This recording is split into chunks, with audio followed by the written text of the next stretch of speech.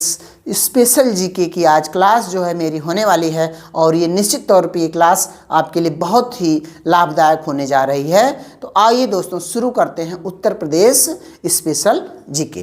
तो सबसे पहले हम बात करते हैं दोस्तों क्या कि उत्तर प्रदेश का प्राचीन नाम क्या था, पुराना नाम क्या था। उत्तर प्रदेश का पुराना नाम, उत्तर प्रदेश का पुराना नाम से मतलब हमारा आज़ादी से पहले का नाम क्या था। उत्तर प्रदेश का पुराना नाम क्या था, तो ये नाम दोस्तों था क्या, यूनाइटेड प्रोविंस। यूनाइटेड प्रोविंस, इसको हम हिंदी में क्या कहते हैं, संयुक्त प्रांत। संयुक्त प्रांत, ठीक। ये नाम हमारा आज़ादी से पहले का नाम था और उत्तर प्रदेश का जो वर्तमान नाम हुआ वो क्या हुआ, उत्तर प्रदेश का वर्तमान नाम जो आज हम उत्तर प्रदेश बुला रहे हैं, ये नाम कब पड़ा, वर्तमान नाम कब पड़ा। तो ये दोस्तों गठन होता है 24 जनवरी 1950 को।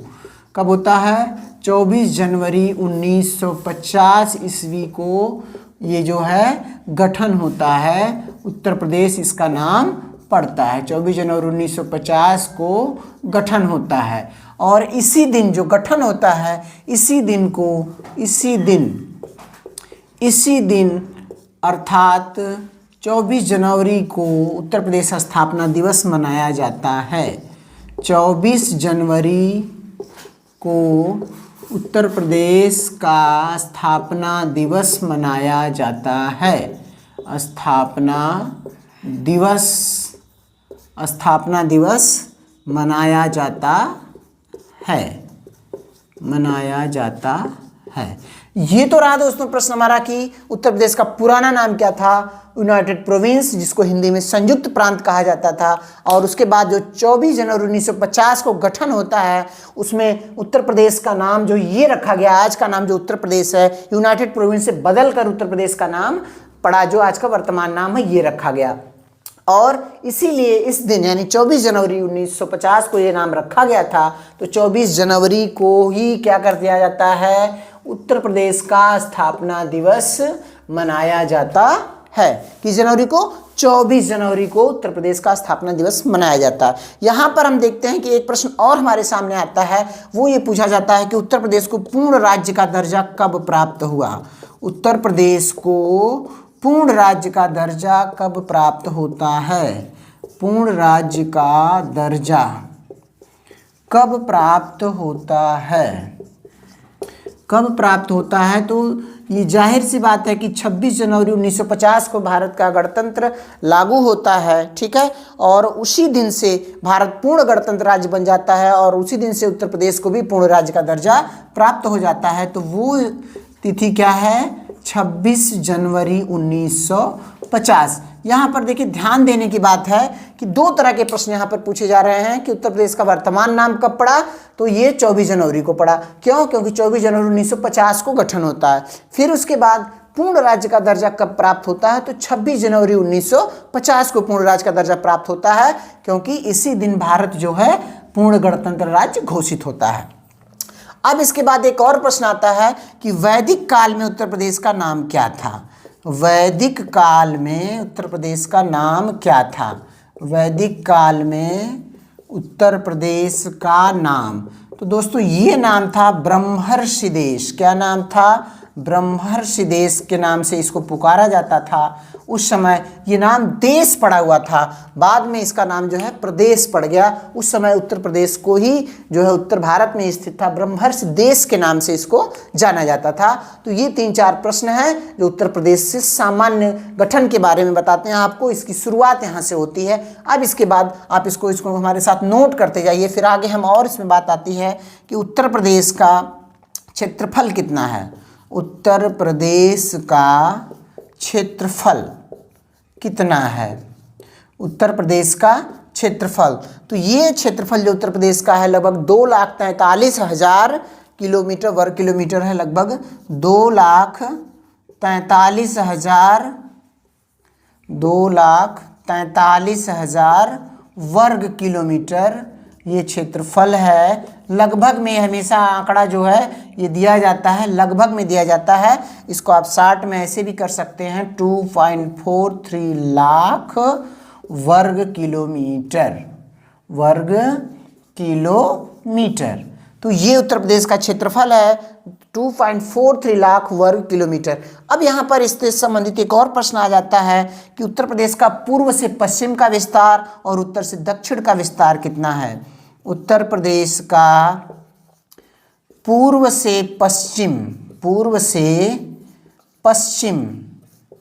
तक का विस्तार, पूर्व से पश्चिम तक का विस्तार ये है 650 किलोमीटर। कितना है?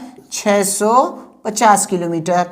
वहीं पर उत्तर प्रदेश का उत्तर से दक्षिण का विस्तार, उत्तर से दक्षिण तक का विस्तार, उत्तर से दक्षिण तक का विस्तार ये कितना है? ये है दोस्तों 240 किलोमीटर है। ये उत्तर प्रदेश का विस्तार है। क्षेत्रफल इसका कितना है? 2.43 लाख वर्ग किलोमीटर है। और उत्तर प्रदेश का पूर्व से पश्चिम तक का विस्तार यानी कि शामली से लेकर बलिया तक का जो इसका विस्तार है वो 650 किलोमीटर है।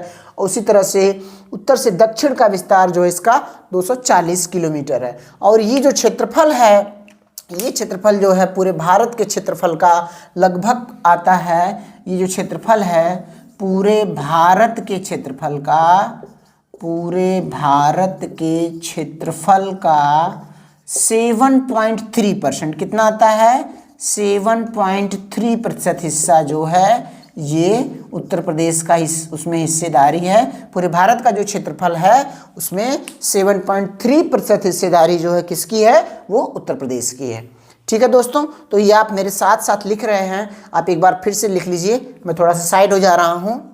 आप देख रहे हैं कि आपको इतनी जानकारियाँ जो मिल रही हैं निश्चित तौर पर आपको परीक्षा में बहुत ही महत्वपूर्ण साबित होने वाली हैं। तो ठीक है, तो अब हम जो है आगे इसको देख रहे हैं। अभी हमने देखा क्या उत्तर प्रदेश का, हमने देखा क्षेत्रफल कितना है, 2,43,000 यानी 2.43 लाख वर्ग किलोमीटर है। और ये जो क्षेत्रफल है पूरे भारत के जो क्षेत्रफल का कितना है? 7.3% है। तो अब यहीं से हमारे पास एक और प्रश्न जो है वो इरेज होता है कि भारत में उत्तर प्रदेश क्षेत्रफल की दृष्टि से कौन सा स्थान रखता है। तो यहाँ पर एक प्रश्न और है कि क्षेत्रफल की दृष्टि से, क्षेत्रफल की दृष्टि से उत्तर प्रदेश का भारत में कौन सा स्थान है? भारत में किस स्थान पर है या कौन सा स्थान है? किस स्थान पर है? बहुत ही महत्वपूर्ण ये प्रश्न है, किस स्थान पर है। तो दोस्तों ये जो है उत्तर प्रदेश जो है क्षेत्रफल के आधार पर चतुर्थ पोजीशन इसकी है। इसको हम लिख देते हैं चौथा स्थान है। कौन सा स्थान है? चौथा स्थान है। किसका है? उत्तर प्रदेश का है। तो अब यहाँ पर चूंकि आपको उत्तर प्रदेश से ही संबंधित प्रश्न बताया जा रहा है, लेकिन आपको परीक्षा में हो सकता है ये भी पूछ ले कि भारत में प्रथम स्थान किसका है। तो क्षेत्रफल की दृष्टि से भारत का सबसे बड़ा राज्य, क्षेत्रफल की दृष्टि से, क्षेत्रफल की दृष्टि से भारत का सबसे बड़ा राज्य, सबसे बड़ा राज्य कौन सा है? राजस्थान है। सबसे बड़ा राज्य ये कौन सा है? राजस्थान है। भारत का सबसे बड़ा राज्य राजस्थान है। ठीक, इसके बाद दूसरे नंबर पे, पहले नंबर पर तो ये हो गया, दूसरे नंबर पर आता है आपका मध्य प्रदेश आता है। मध्य प्रदेश पहले सबसे बड़ा राज्य मध्य प्रदेश हुआ करता था, लेकिन जब छत्तीसगढ़ का विभाजन हो गया तब ये जो है दूसरे स्थान पर आ गया। और तीसरे स्थान पर कौन सा राज्य है? महाराष्ट्र है। तीसरे स्थान पर कौन सा है? महाराष्ट्र है। जो क्षेत्रफल की दृष्टि से तीसरे स्थान पर है, और चौथे स्थान पर जो है हमारा अपना प्रदेश क्या है, उत्तर प्रदेश है। ये किस स्थान पर है, चौथे स्थान पर है। तो ये प्रश्न भी बहुत ही महत्वपूर्ण है कि क्षेत्रफल की दृष्टि से उत्तर प्रदेश का भारत में कौन सा स्थान है, चौथा स्थान है। फिर वहीं पर अगला एक प्रश्न आपको मिलेगा जनसंख्या की दृष्टि से। जनसंख्या की दृष्टि से, जनसंख्या की दृष्टि से उत्तर प्रदेश का कौन सा स्थान है, भारत में कौन सा स्थान है, कौन सा स्थान है भारत में, इसका प्रथम स्थान है। कौन सा स्थान है, प्रथम स्थान, यानी सबसे ज़्यादा जनसंख्या, सबसे ज़्यादा लोग उत्तर प्रदेश में निवास करते हैं भारत के इस राज्य में। तो ध्यान रखिए, जनसंख्या के आधार पर प्रथम स्थान है, और किसका आधार पर, क्षेत्रफल के आधार पर उत्तर प्रदेश का भारत में चौथा स्थान है। ठीक है, ये आप हमारे साथ साथ नोट करते चलिए। इसके अलावा फिर हम आते हैं कि उत्तर प्रदेश में जिलों की संख्या कितनी है। उत्तर प्रदेश में कुल कितने जिले हैं। ये प्रश्न बहुत ही आसान है और कभी कभी परीक्षाओं में पूछ लिया जाता है कितने जिले हैं। तो कुल जिलों की संख्या है, ये है कितनी है, 75 है, 75 जिले हैं। और कुल कितने मंडल हैं उत्तर प्रदेश में, उत्तर प्रदेश में कुल कितने मंडल हैं, कितने मंडल हैं। मंडल को हम संभाग भी कहते हैं, ये भी आपसे पूछ सकता है। मंडल के स्थान पर इसने शब्द बदल दिया और क्या आ गया कि संभाग आ गया। तो हम इसको बताएंगे कितने संभाग हैं। तो ये कुल जो है 18 मंडल या संभाग हैं। संभाग, इसको हम अंग्रेजी में क्या कहते हैं, कमिश्नरी कहते हैं, कमिश्नरी। तो ये भी प्रश्न आपसे पूछ सकता है, कमिश्नरी, कुल कितनी कमिश्नरी हैं उत्तर प्रदेश में, 18 कमिश्नरी हैं। ठीक है, तो ये रहा उत्तर प्रदेश से संबंधित सामान्य जीके, जो कि क्षेत्रफल उत्तर प्रदेश का कितने जो है इसमें जिले हैं और कितने मंडल हैं। और इसके बाद आता है कि उत्तर प्रदेश का सबसे बड़ा जिला, आपने ये लिख लिया होगा, उत्तर प्रदेश का सबसे बड़ा जिला। जब यहाँ क्षेत्रफल की बात चल रही है तो उत्तर प्रदेश का सबसे बड़ा जिला कौन सा है, सबसे बड़ा जिला दोस्तों, उत्तर प्रदेश का सबसे बड़ा जिला लखीमपुर खीरी।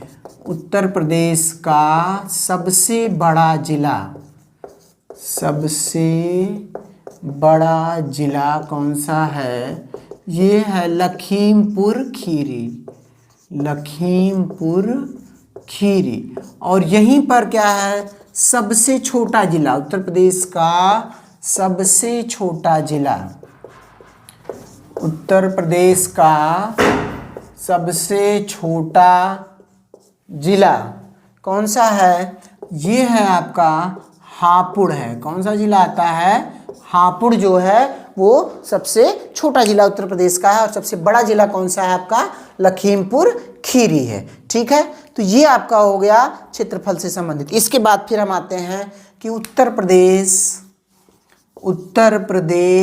में लोकसभा की कुल कितनी सीटें हैं।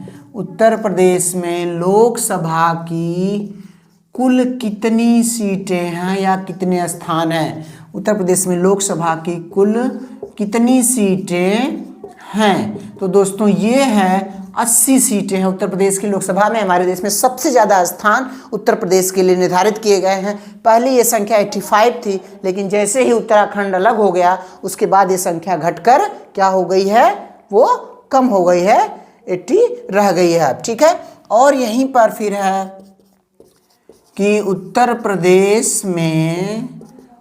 प्रदेश में राज्यसभा, जो ये उच्च सदन है, राज्यसभा की कुल संख्या, कुल कितनी सीटें हैं, कुल कितनी सीटें हैं, कुल कितनी सीटें हैं। तो ये संख्या है 31 राज्यसभा में, यानी उच्च सदन जो हमारे देश का है वहाँ पर उत्तर प्रदेश से 31 मेंबर यानी 31 सदस्य चुनकर जाते हैं और लोकसभा में 80 मेंबर चुनकर जाते हैं। फिर इसके बाद जो विधायिका की बात हम कर रहे हैं, तो अब विधानसभा की बात करेंगे। उत्तर प्रदेश में विधानसभा की कुल सीटें, उत्तर प्रदेश में विधानसभा की कुल सीटें कुल सीटें कितनी हैं? ये है दोस्तों 403 है, 403। और वहीं पर जो ये उत्तर प्रदेश विधानसभा के साथ क्या है, उत्तर प्रदेश में राज्यसभा का भी, विधान परिषद का भी गठन है, तो उसमें सीटों की संख्या कितनी है? विधान परिषद में कुल सीटों की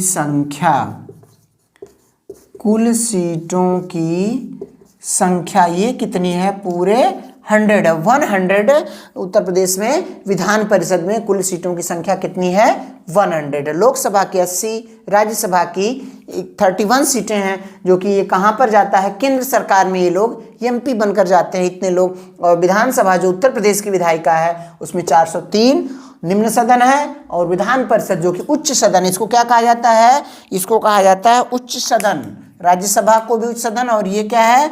उत्तर प्रदेश विधायिका का उच्च सदन है। इनके सदस्यों को हम क्या कहते हैं? एमएलसी कहते हैं। और ये जो विधानसभा के सदस्य हैं इनको हम क्या कहते हैं? एमएलए कहते हैं। ठीक है, तो इसकी सीटें 403 और ये जो है 100, पूरा 100 सीटें जो है ये है। जो ये बहुत ही महत्वपूर्ण प्रश्न है, महत्वपूर्ण जानकारियां हैं जो आपको परीक्षा में आ सकती हैं। तो इसको आप नोट डाउन कर लीजिए। फिर इसके बाद हम आगे बात करने वाले हैं कि उत्तर प्रदेश से संबंधित जो है कौन सी चीजें कहाँ की कितनी फेमस हैं। ठीक है, आप इसे नोट कर लीजिए। ठीक है, आपने नोट कर लिया होगा। अब इसके बाद हम बात करते हैं कि उत्तर प्रदेश से संबंधित जो बात आ रही है, हाँ एक बार प्रसिद्ध की बात अभी बाद में करते हैं, पहले हम बात कर ले रहे हैं राजकीय पशु। राजकीय चिन्ह क्या है? तो उत्तर प्रदेश का राजकीय या राज्य, दोनों शब्द पूछ सकता है, राजकीय या राज्य चिन्ह। राज्य चिन्ह क्या है? ये है दोस्तों, क्या है? मछली है। क्या है? मछली। ठीक है, आप देखते हैं उत्तर प्रदेश का जो सिंबल बना होता है उसमें मछली और 2 तीर बनाए गए हैं, वो निशान क्या है? उत्तर प्रदेश का राज्य चिन्ह जो है वो क्या है? मछली है। ठीक है, उसी तरह से राजकीय पशु कौन सा है? राजकीय पशु, तो ये है दोस्तों क्या है? उत्तर प्रदेश का राजकीय पशु कौन सा है? बारहसिंघा है। बारहसिंघा, ये जो है बारहसिंघा है, इसके 12 सिंघे होते हैं, ये उत्तर प्रदेश का राजकीय पशु है। फिर इसी तरह से राजकीय पुष्प कौन सा है? राजकीय पुष्प, उत्तर प्रदेश का राजकीय पुष्प क्या है? ये है पलाश। इसको जो है क्या कहा जाता है? ये पलाश है। उत्तर प्रदेश का राजकीय पुष्प क्या है? पलाश है। फिर इसी के बाद उत्तर प्रदेश का राजकीय पक्षी कौन सा है? राजकीय पक्षी, इसको राज्य पक्षी भी कहते हैं, हमने आबलिक में लिख दिया है राजकीय पक्षी या राज्य पक्षी। ये कौन सा है? ये है सारस। इसको हम क्या कहते हैं? क्रॉन्च भी कहा जाता है ये। तो ये हमारे प्रदेश का क्या है? सारस जो है राजकीय पक्षी है। हमारे देश में सबसे ज़्यादा सारस यहीं पर पाए जाते हैं, तो ये है क्रॉन्च जो है राजकीय पक्षी है। फिर इसके बाद आता है उत्तर प्रदेश का राजकीय पक्षी, पशु चिन्ह, पुष्प, पक्षी और वृक्ष। राजकीय वृक्ष क्या है? ये इससे संबंधित प्रश्न जो है आपको मिल सकते हैं परीक्षाओं में। क्या है? राजकीय वृक्ष क्या है? उत्तर प्रदेश का राजकीय वृक्ष क्या है दोस्तों? तो ये है क्या?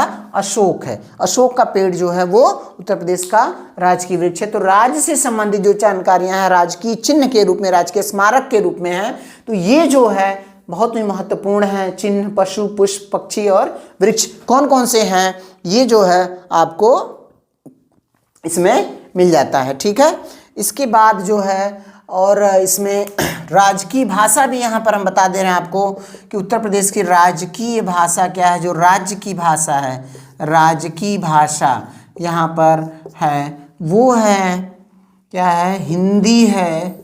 हिंदी जो है क्या है, हमारी राजकीय भाषा है। और दूसरे नंबर पे यहाँ पर ये क्या है, उर्दू भी आता है। तो आप इसको पहले नंबर पे ये कर लीजिए। और दूसरी जो राजकीय भाषा है वो क्या है, उर्दू है। ये भी प्रश्न पूछ सकता है कि उत्तर प्रदेश में द्वितीय राजकीय भाषा के रूप में, दूसरी राजभाषा के रूप में किस भाषा को मान्यता प्राप्त हुई है। तो वो क्या होगा, वो होगा कि उर्दू को द्वितीय भाषा के रूप में मान्यता प्राप्त की गई है। और यहाँ पर आपसे प्रश्न पूछा जा सकता है कि उर्दू को द्वितीय भाषा के रूप में मान्यता कब मिली है। उर्दू को द्वितीय भाषा के रूप में मान्यता, द्वितीय राजभाषा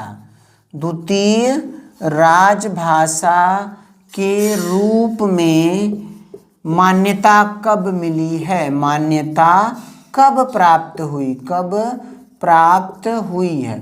तो दोस्तों ये याद रखिएगा, ये जो सन है ये है 1989 ईस्वी में उर्दू को उत्तर प्रदेश की राजकीय भाषा के रूप में मान्यता मिलती है, द्वितीय भाषा के रूप में मान्यता मिलती है। पहली भाषा तो हिंदी हमारी 1950 से, जब से गणतंत्र लागू हुआ है तब से हिंदी भाषा जो है राजकीय भाषा है। लेकिन 1989 ईस्वी में उर्दू को दूसरी राजभाषा के रूप में मान्यता दी जाती है।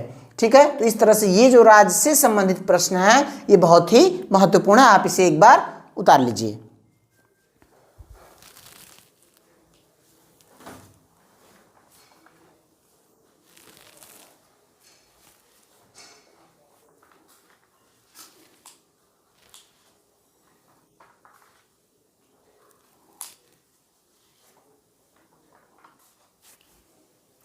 ठीक है दोस्तों, आपने इस उतार लिया होगा।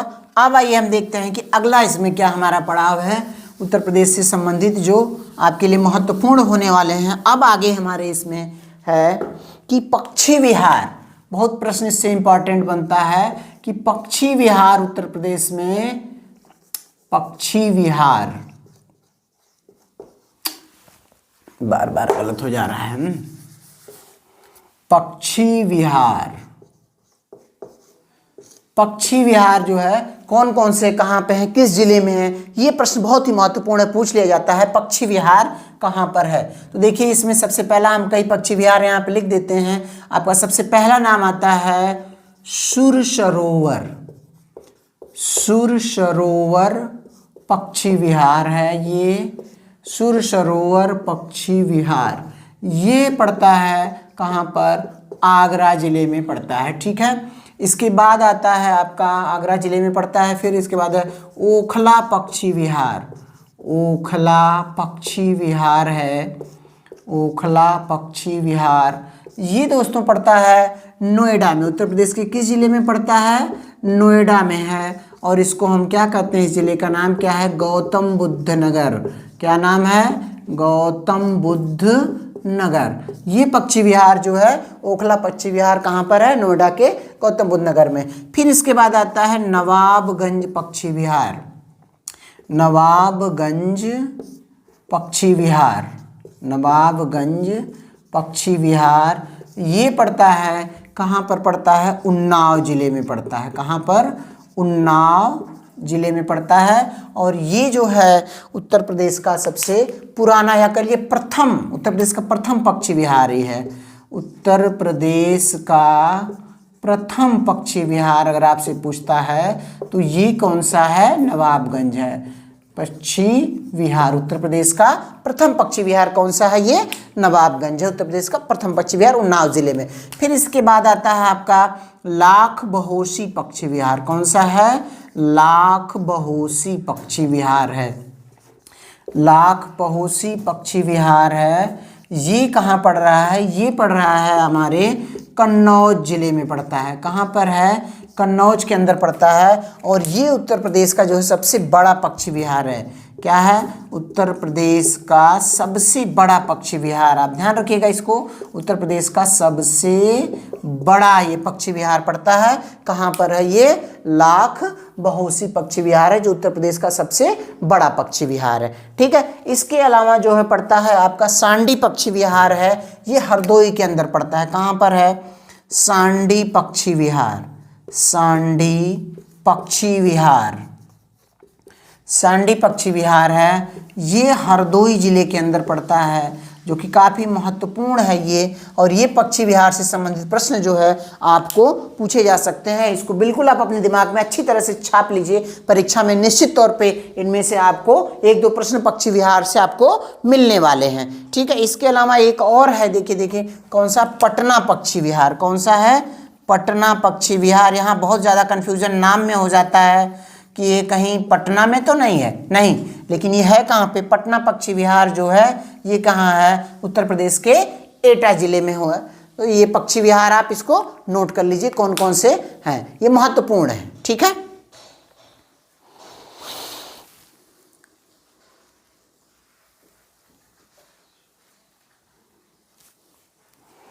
ठीक है, आपने इसे नोट कर लिया होगा।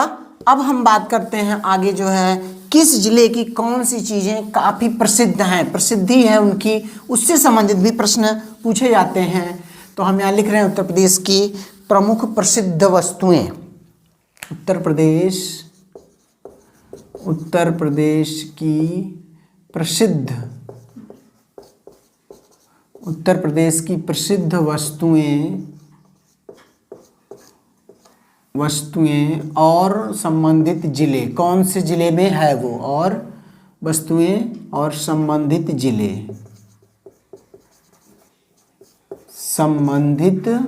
जिले, किस जिले में ये चीज़ें आपको मिलने वाली हैं, कहाँ पर ये बहुत ज़्यादा प्रसिद्ध चीज़ें हैं, वो आपको यहाँ पर कई बार ये पूछा जाता है प्रश्न की कहाँ का प्रसिद्ध है ये चीज़। जैसे सबसे पहली बात तो हम कर रहे हैं चमड़ा उद्योग की बात कर रहे हैं हम।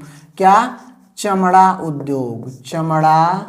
उद्योग, इसको हम चर्म उद्योग के भी नाम से जानते हैं। क्या है? चर्म उद्योग। तो ये दोस्तों ये कहाँ पर है? सबसे ज़्यादा फेमस है ये कानपुर में। ठीक, कानपुर और आगरा में भी चमड़ा उद्योग का काम होता है, लेकिन पहले नंबर पे क्या है? कानपुर ही है। इसलिए अगर आपके सामने कानपुर ऑप्शन में ना आए तब आप इसको क्या करेंगे?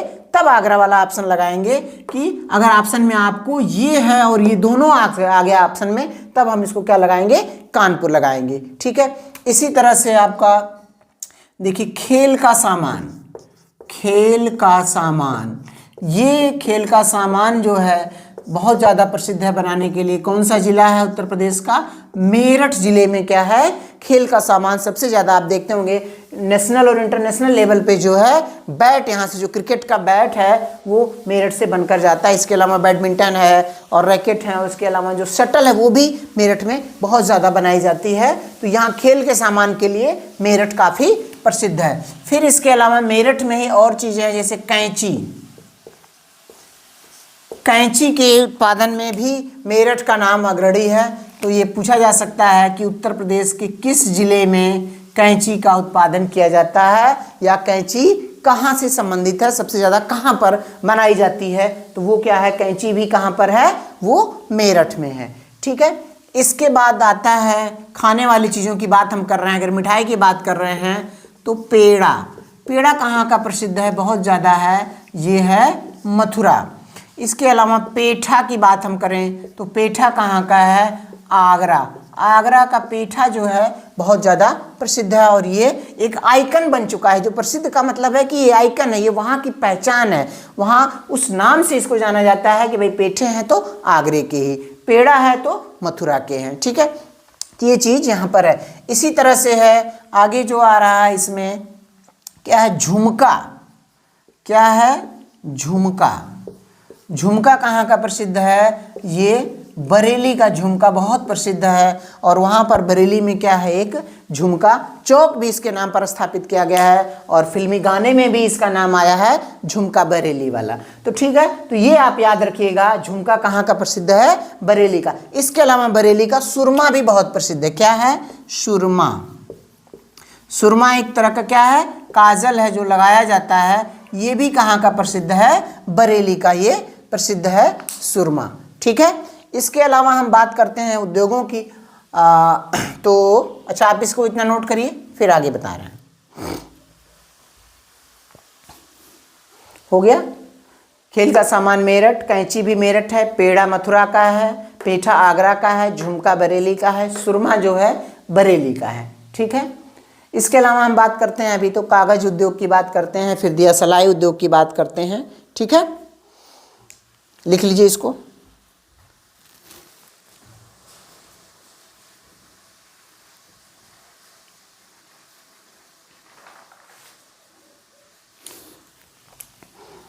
चलिए फिर से हम देखते हैं इसको।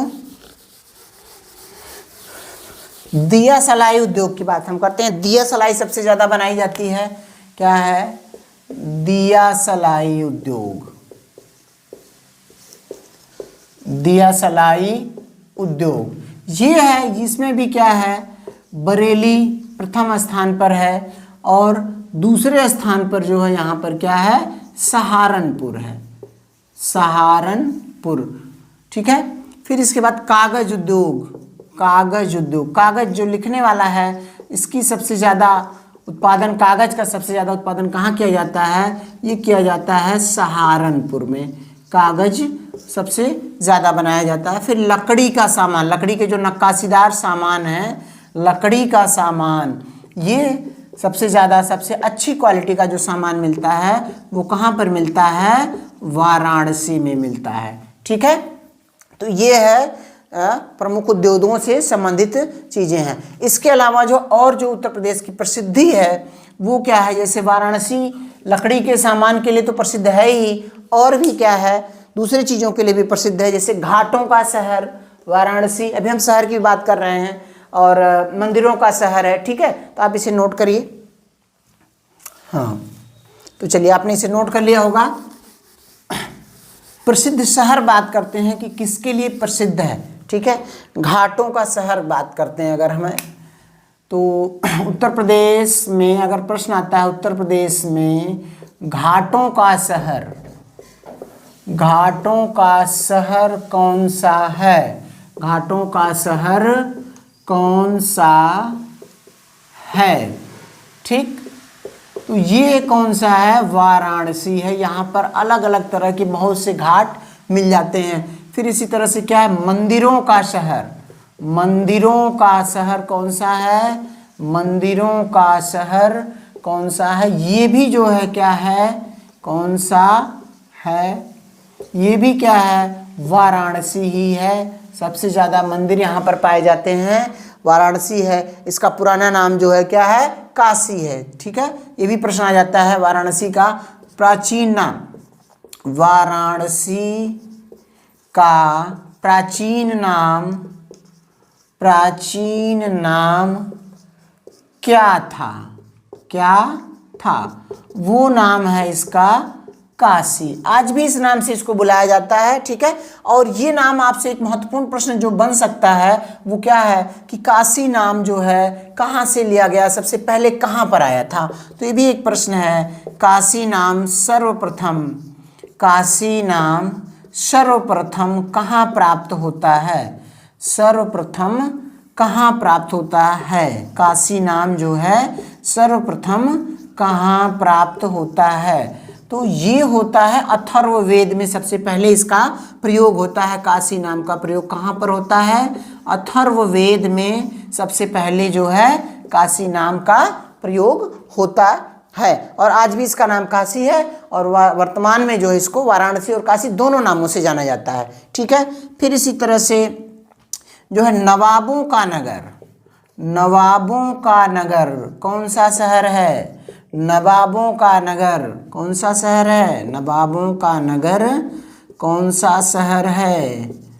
तो ये बहुत ही आसान है। ये क्या है? लखनऊ है, जो हमारे उत्तर प्रदेश की राजधानी भी है। और यहाँ पर भाई साहब जो नज़ाकत है वो इसीलिए कहा जा रहा है, क्या है? नवाबों का नगर है। ठीक है। नवाबों का नगर कौन है? लखनऊ है। ठीक है। तो ये रहा। इसी तरह से अगला है तीर्थराज या तीर्थों का राजा। किस? तीर्थों का राजा, तीर्थों का राजा, और क्या है? तीर्थराज। तीर्थों का राजा क्या है? तीर्थराज कौन सा शहर है? कौन सा शहर है? तो कौन सा शहर है? ये है आपका प्रयागराज है। तीर्थराज, इसका नाम ही तीर्थराज प्रयागराज। तीर्थों का राज कौन सा है? प्रयागराज है। ये भी संबंधित है। इसके अलावा हम प्रयागराज को क्या कहते हैं? इसको हम क्या कहते हैं? संगम नगरी भी कहते हैं। क्या कहते हैं? संगम नगरी। ठीक है। तंबू नगरी भी इसको कहा जाता है। क्या कहा जाता है?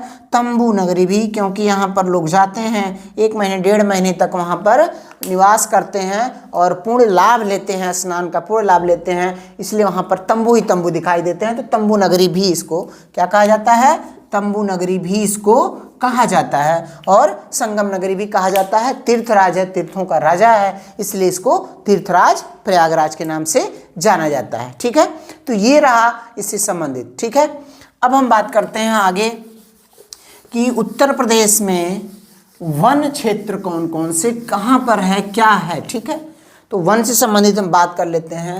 तो पहला प्रश्न के रूप में ये क्या आ सकता है कि उत्तर प्रदेश में भारत के कुल, नहीं इस तरह से नहीं, उत्तर प्रदेश में कुल क्षेत्रफल का, उत्तर प्रदेश में कुल क्षेत्रफल का कितना हिस्सा वन प्रदेश है, कितना हिस्सा या भाग, क्या है? कितना हिस्सा या भाग वन है, वन क्षेत्र है। यानी उत्तर प्रदेश का जो कितना क्षेत्रफल है उसमें से कितना हिस्सा क्या है? वन क्षेत्र में आता है। तो ये आपको देखिए एग्जैक्ट जो है वो कितना है? 6.15% है। कितना है? 6.15%। लेकिन हो सकता है आपको ऑप्शन में 6 to 7 ऐसे भी दे सकता है, 6 से 7% भी ये दे सकता है। तो अगर आपको ऑप्शन में ये दिया हो और ये दिया हो, दोनों दिया हो, तब आपको ऑप्शन कौन सा सही मानना रहेगा? जो बिल्कुल एग्जैक्ट दिया रहेगा तब आपको ये ऑप्शन दिया रहेगा। लेकिन अगर ये 6.715 नहीं है, अगर इस तरह से है 6% या 7% अलग अलग है, फिर 6 to 7 है, तब आपको 6 to 7 वाले में सही उत्तर लगाना है कि ये कितना हिस्सा जो है उत्तर प्रदेश का जो क्षेत्रफल है उसका 6.15% जो है वो वन क्षेत्र है। अब यहीं से बात करते हैं कि उत्तर प्रदेश में सबसे ज्यादा क्षेत्रफल किस जिले में है, वन पड़ता है। उत्तर प्रदेश का सबसे अधिक वन वाला जिला कौन सा है? सबसे अधिक वन वाला जिला, सबसे अधिक वन वाला जिला कौन सा है? जहां पर सबसे ज्यादा वन प्राप्त हैं, किए जाते हैं, कौन सा है? तो ये है, कौन सा है? सोनभद्र है। कौन सा जिला है? सोनभद्र जिला है। और इसके अलावा अब यहाँ पर आता है, जब सबसे बड़े जिले की बात कर लिए तो सबसे कम वन वाला क्षेत्र कौन सा है? सबसे कम वन वाला क्षेत्र कौन सा है या कौन सा जिला है? यहाँ पर हम जिले की बात कर रहे हैं इसलिए जिला लिखेंगे। और ये कौन सा जिला है? भदोही जिला है, जो कि सबसे कम वन क्षेत्र यहाँ पर पाया जाता है। पूरे उत्तर प्रदेश के जो जितना क्षेत्रफल है 6.15% है, उत्तर प्रदेश में सबसे ज़्यादा जो है ये यहाँ पर। अगर यही प्रश्न भारत से संबंधित आ जाता है, जैसे मान लीजिए ये कहा गया कि भारत का सबसे अधिक वन क्षेत्र कहाँ पाया जाता है, किस राज्य में सबसे ज़्यादा वन पाए जाते हैं, तो वो कौन सा है? मध्य प्रदेश है। कौन सा है? तो यहाँ पर हम ये भी लिख दे रहे हैं कि भारत में सबसे अधिक वन किस राज्य में पाए जाते हैं? भारत में सर्वाधिक वन किस राज्य में पाए जाते हैं? सर्वाधिक वन किस राज्य में पाए जाते हैं? वो कौन सा राज्य है? वो है मध्य प्रदेश। कौन सा राज्य है? मध्य प्रदेश में सर्वाधिक वन पाए